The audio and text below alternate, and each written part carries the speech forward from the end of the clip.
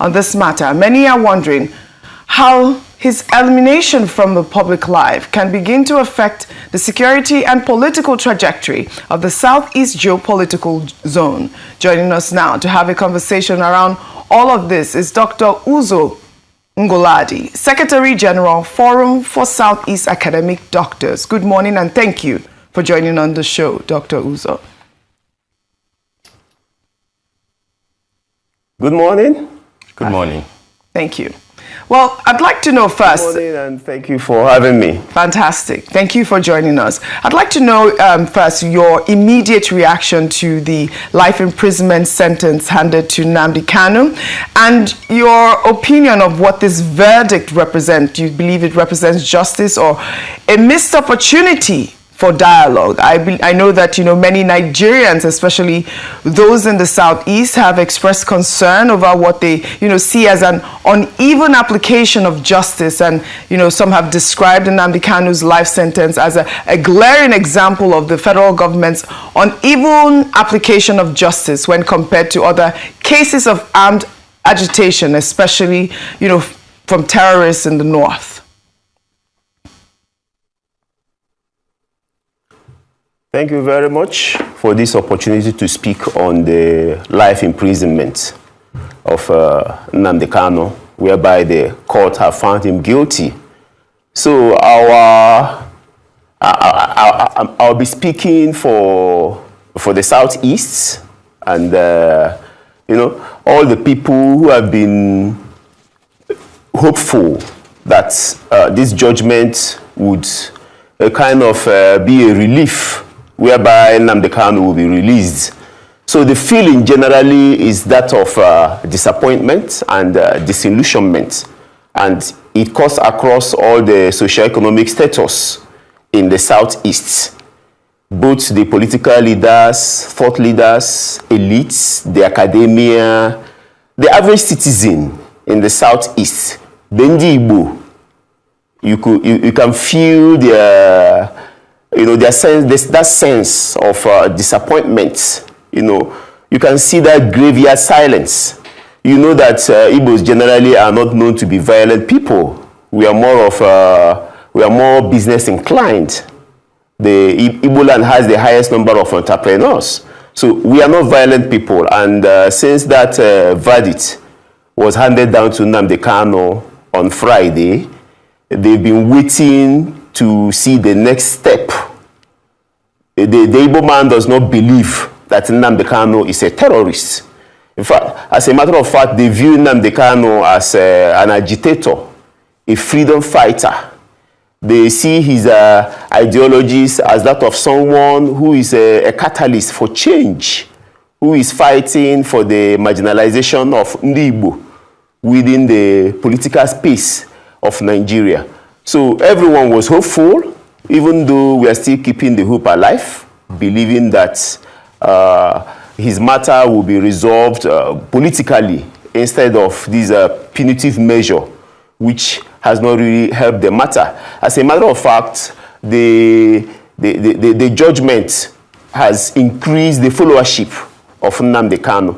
A lot of Southeasterners who were before now were kind of indifferent to the matter. There's an awareness now that, look, what this man is calling for, his ideologies, they are within his rights. Calling for self-determination. It's not terrorism. We do not see Nnamdi Kanu as a terrorist. The elites, the political leaders in the Southeast have been speaking, they have been putting out statements. And we are glad that he has drawn enough attention to himself and to his plight, that everybody now is coming together to stand united and speak with one voice that, look, we should rally around him and believe in his cause. So the general feeling is that of disappointment. We are all hopeful that Nnamdi Kanu will be released. And like the Deputy Speaker, Honorable Benjamin Kanu, the way he appealed to Igbos in his statement, I read it, and he called for calm. We have seen Bianco Juku calling for calm too. We have seen the governor of Abia State, Dr. Alex Oti, asking everybody to calm down, that the Southeast governors would try their possible best to ensure that a political solution is applied to Nnamdi Kanu's case. So everybody believes that, everybody in the Southeast especially, believes that this is selective justice, that he has not committed any crime, and that calling for self-determination cannot be interpreted to be a terrorist act. All right, Dr. Ngolaji, thank you for setting the tone for the conversation. I'd like to ask you two questions.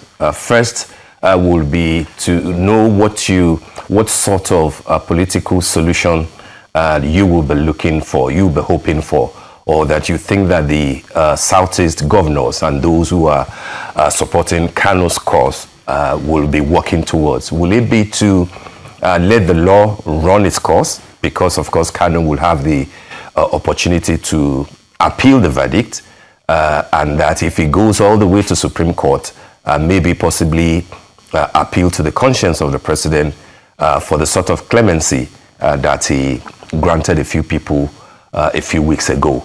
Will that be the option that you'll be looking at, since you have highlighted that a political solution was still possible? The second part of my question will be to ask you if you have any message to the families of many people who reports claim were killed, some, badly massacred on account of the orders that Kanu allegedly issued in many of his broadcasts. As you may be aware, 99% of such people are also of Igbo extraction in Igbo land. What do you say to those? Their families who have lost, loved ones who were killed, many instances over several years, on account of the fact that Nnamdi Kanu allegedly issued direct instructions to have them exterminated if they flouted his orders. Civilians, police officers, military personnel, etc. What do you say to those people on account of this judgment now? Oh, thank you very much. First of all, let me commend the Southeast governors and other political leaders in the Southeast who have been trying their best, including traditional rulers, to ensure that Nnamdi Kanu is released from DSS custody and pardoned.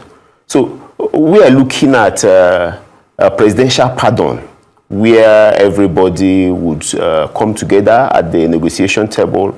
And even if it's a conditional release, let him be released. I believe that that would douse the tension in the Southeast, and that the economic and social activities that has been negatively affected by Nnamdi Kanu's incarcerations. And let me make it clear that Nnamdi Kanu has consistently disowned the sit-at-home order.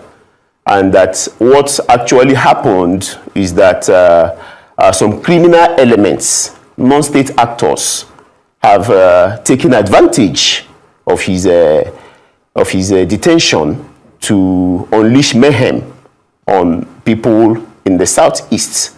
And Southeasterners, majority of them has consistently deny the fact that it's Nnamdi Kanu that gave direct orders for people to be massacred. And I wouldn't want to use that word massacre, because what we find in the Southeast is just a kind of spillover of the heightened insecurity in Nigeria, whereby people are being kidnapped and are killed and all whatnot in some states of the Southeast. It's the sit-at-home order is more or less like a solidarity to Nnamdi Kanu, who has been in custody now for a couple of years. Well, I sympathize with families that have lost loved ones in the Southeast. But like I said before, majority of Ndi Igbo does not view Nnamdi Kanu as a terrorist. They see him from that prism of someone who is drawing attention to the marginalization of his people, a catalyst for change, who wants the Igbo people to be carried along in the scheme of things in Nigeria. When it comes to infrastructure and political appointments, where you notice that the Igbos have been, openly marginalized, whereby what should come naturally to Igbo people, they are not, Igbos are not carried along in the southeast, and that is what he's fighting for. And I believe that if before now the federal government, the government at the center have paid attention to what Nnamdi Kanu is agitating for, it wouldn't have escalated to this level whereby he's being imprisoned. Recall that during the Niger Delta struggle, during the administration of Yar'Adua, the federal government waded into the matter by bringing the Niger Delta militants to a round table, and the discussions were held, and the matter was settled amicably without kinetic force. The Yar'Adua called for dialogue, and all of us can see the resultant effects of that dialogue. So when another geopolitical zone or another region of the country is agitating for something, I believe that the federal government should give them a listening ear, at least. Bring them to the round table. What they are agitating for. We prefer solutions. It's always better to judge than to war. The punitive measure that has been handed down to Nnamdi Kanu, I don't think it has solved the problem. There will be a lot of security and political implications, whereby non-state actors may want to take advantage of it, especially when it comes to Monday sit-at-home order, which the governors have made a lot of effort. Normalcy was gradually returning. So this would kind of, reduce the efforts of the Southeast governors, who we believe have done their best to ensure that economic activities and social activities go on every Monday. We know the amount of the huge economic losses that the sit-at-home order on Mondays has caused the Southeast. So I think that we should all come together for a political solution. And the first political solution I'm looking at is that there should be a presidential pardon. Yes, his lawyer has made it clear that they are going to appeal the matter, and may also, from the appeal court, they may also go to the Supreme Court.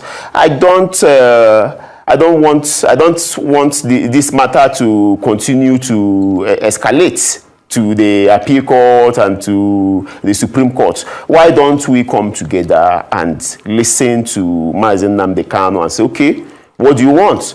Let's negotiate. That's my point. All right.